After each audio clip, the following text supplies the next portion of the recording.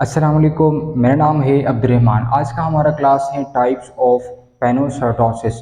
पेनोसार्टोसिस की कितने अकसाम है। पेनोसार्टोसिस प्रोसेस को कहा जाता है कि जो लिक्विड पार्टिकल हो और एक्स्ट्रा सेलुलर इन्वायरमेंट में मौजूद हो तो उसको इंट्रा सेलुलर इन्वायरमेंट की तरफ उसको लेकर आना। This process is called in endocytosis और पेरेंडोसार्टोसिस की एक ख़ास किस्म पे उसको पेनोसार्टोसिस कहा जाता है।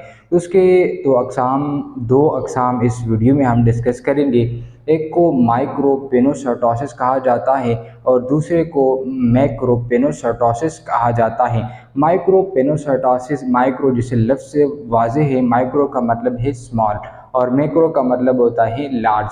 तो एंडोसार्टोसिस जो कि हमने तफसील के साथ पढ़ लिया है, इसमें क्या होता है कि कोई भी जो फॉरेन चीज़ सेल के अंदर आ रहा है तो उससे वेजिकल बनती है, यानी सेल मेम्ब्रेन एक्टिन प्रोटीन के ज़रिए से एक स्यूडोपोड या एक फॉल्स मेम्ब्रेन उसके इर्द गिर्द बना लेता है और उसको उस मेम्ब्रेन में लपेट ले लेता है, जिसको वेजिकल कहा जाता है। और इस वेजिकल को पेगोसाइटोसिस के अंदर इसको हमने पेगोसोम कहा था और पेनोसाइटोसिस के अंदर इसको हमने पेनोसोम कहा था। तो अगर लिक्विड पार्टिकल है तो फिर इसको पेनोसोम कहा जाएगा और अगर सॉलिड पार्टिकल है तो इसको फिर पेगोसोम कहा जाएगा।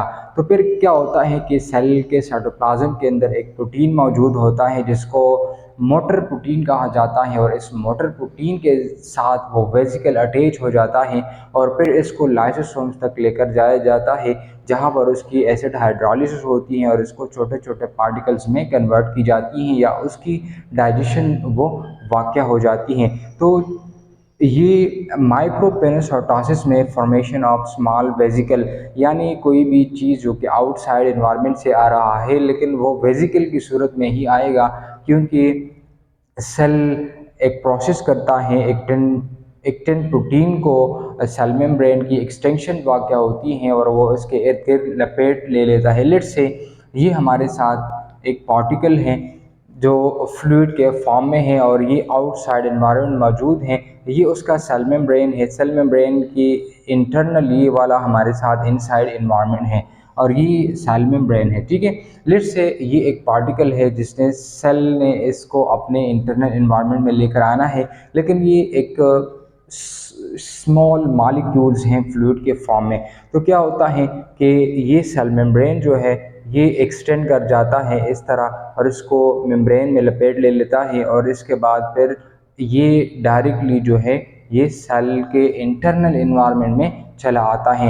ये जो एक्सटेंड हो कर चुका सेल मेम्ब्रेन में ये यहाँ पर एक्टिन प्रोटीन इन्वॉल्व होता है। एक्टिन प्रोटीन माइक्रोफिलामेंट्स हैं और माइक्रोफिलामेंट्स के एक ख़ास प्रोटीन एक्टिन वो इसकी एक्सटेंशन को कॉज करता है और इसकी वजह से ये एक मेम्ब्रेन में लपेट लिया जाता है और इसके बाद फिर डायरेक्टली ये सेल मेम्ब्रेन के साथ फ्यूज़ कर जाता है और फिर सेल के इंटरनल इन्वायरमेंट में ये चला आता है। तो इसको कहते हैं माइक्रोपेनोसोम्स, यानी जो स्मॉल पार्टिकल्स हैं जिसके इर्द गिर्द एक वेजिकल की फॉर्मेशन हो चुकी, जिसके इर्द गिर्द एक फोर्स लाइक मेम्ब्रेन बन चुका, तो इसको कहते हैं माइक्रोपेनोसोम। और इसमें स्मॉल मॉलिक्यूल्स होते हैं जैसे वो फ्लूइड्स के फॉर्म में हो। दूसरा जो इसका टाइप्स है वो है मैक्रोपेनोसार्टोसिस। मैक्रोपेनोसार्टोसिस का मतलब ये है कि वेजिकल होगा, लेकिन वेजिकल वो थोड़ा सा बड़े बड़े साइज में वो होगा। इसमें ये formation of larger vesicles, larger vacuole या वेजिकल्स, जिसको मैक्रोपेनोसोम्स कहा जाता है। और इसमें क्या हो, लार्ज पार्टिकल्स एंड फ्लूइड, उसमें पार्टिकल्स होंगे लेकिन उसकी साइज़ वो बड़ा होगा। लिट से यहाँ पर आप देख सकते हैं ये हमारे साथ एक्स्ट्रासेलुलर फ्लूइड्स हैं। ये कोई भी फॉरेन पार्टिकल है लेकिन लिक्विड की सूरत में है तो इसको पेनोसोम कहा जाता है। और अगर ये साइज़ में बड़ा है तो फिर इसको मैक्रोपेनोसोम कहा जाता है। और ये सेल मेम्ब्रेन है, ये उसका इंटरनल इन्वायरमेंट है जैसे साइटोप्लाज्म या साइटोसोल। तो बिल्कुल उसी तरह का प्रोसेस यहाँ पर भी होता है।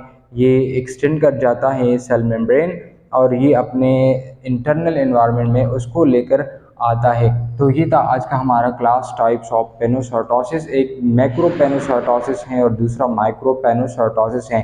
माइक्रोपेनोसार्टोसिस में स्मॉल वैक्यूल बनता है, स्मॉल वेजिकल बनता है और फिर ये सेल के अंदर चला आता है। इसके अंदर जो फ्लूइड्स हो, जो फ्लूइड्स के अंदर जो हल हुई चीज़ें हों तो वो सेल के इंटरनल एनवायरनमेंट में चला आता है। और जो मैक्रोपेनोसाइटोसिस है तो इसमें लार्जर वैक्यूल्स बनते हैं, लार्जर वेसिकल्स बनते हैं जो सेल के अंदर आते हैं और फिर फर्दर उसकी डाइजेशन होती है, फर्दर उसकी प्रोसेसिंग होती है, सेलुलर फंक्शंस होती हैं और फिर उसको सेल अपनी डिफरेंट टाइप्स ऑफ एक्टिविटी को परफॉर्म करने के लिए उसे तवानाई भी हासिल कर सकते हैं, उसे डिफरेंट अदर पर्पजेस के लिए भी इस्तेमाल कर सकते हैं। तो ये था आज का हमारा क्लास। कोई सवाल, कोई confusion, you can ask directly without any hesitation.